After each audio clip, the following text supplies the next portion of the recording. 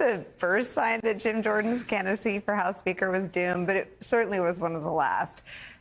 He nominated him and everybody laughed. So today, following a third round of voting in which he tied for the fewest votes for a majority party nominee for Speaker in a century of voting, House Republicans made the perhaps not so difficult decision to move on, to get rid of Jim Jordan, kick him to the curb, following an internal secret ballot vote. So 17 full days after stripping Kevin McCarthy of the speakership, we are right back where we were. No speaker and a Republican Party in a state of perpetual chaos.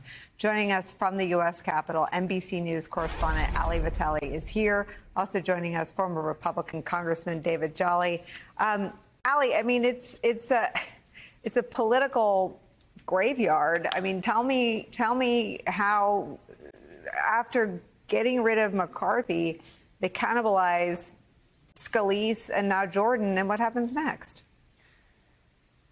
I feel like we have jumped so many sharks here that we're on the side of like 8 different oceans. It's really and truly wild. At every turn of this story, just when you think you can't see another historic moment made, they do it.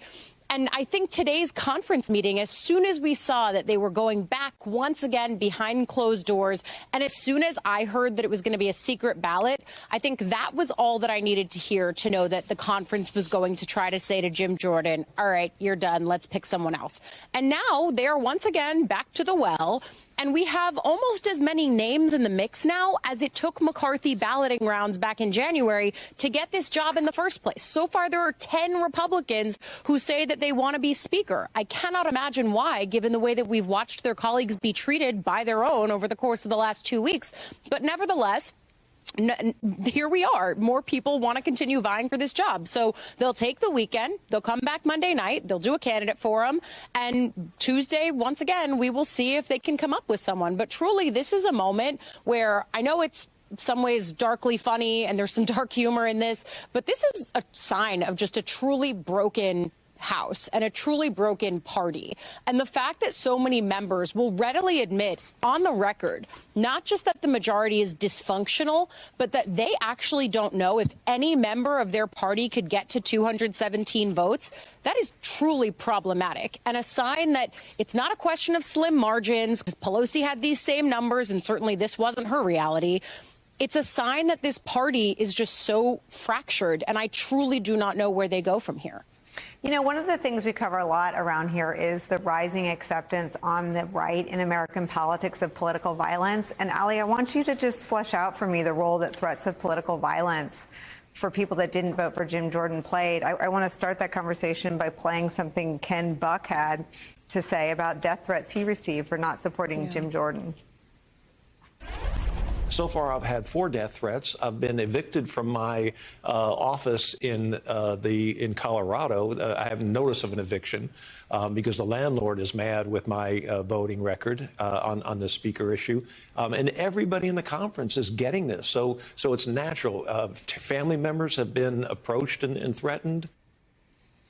I'm sad when anyone is on the receiving end of death threats, but I think House Republicans may be the last to experience them in the era of MAGA Republicanism. Tell me what that turn was like and how that impacted Jordan's defeat.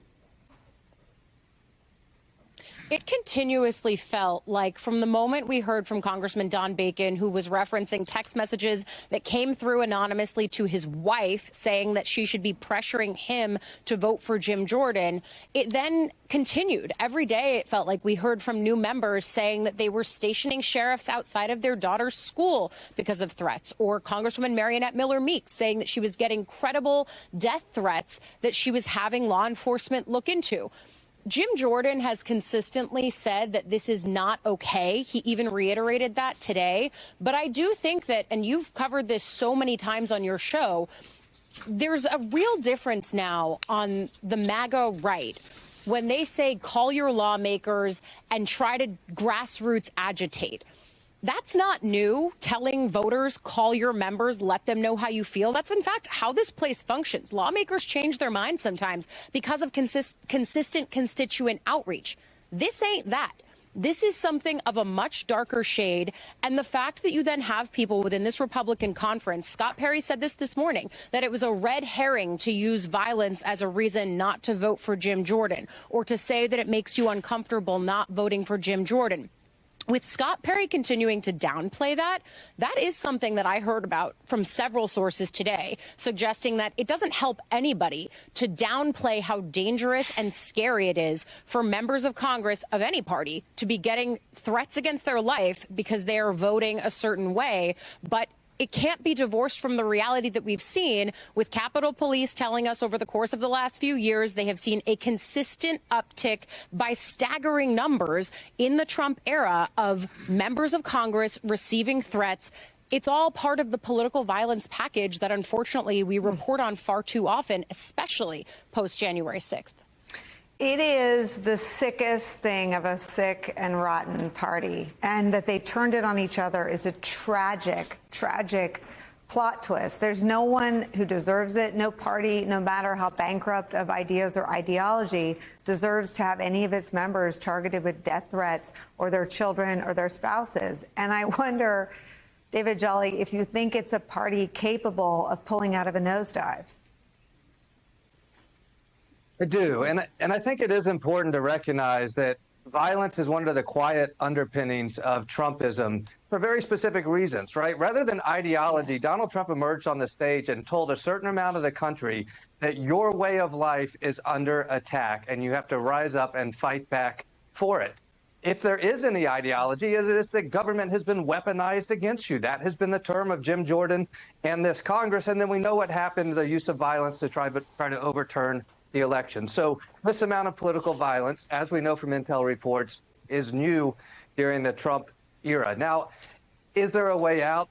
Nicole, I went through the Gingrich ousting on the Hill. I went through the Boehner resignation, and I actually do think we're entering the final chapter for Republicans, and here's why. Yesterday, you and Allie and I talked about it being untenable for Jordan to hang on. There is nobody else now in a high-profile position that could get to 217. The analogy I think that is most apt, it's a bad one, I hate to bring it up, but it's the Hastert analogy. When Gingrich got ousted, he had a couple of high-profile lieutenants who couldn't get there. And then there was a high-profile chairperson who couldn't get there.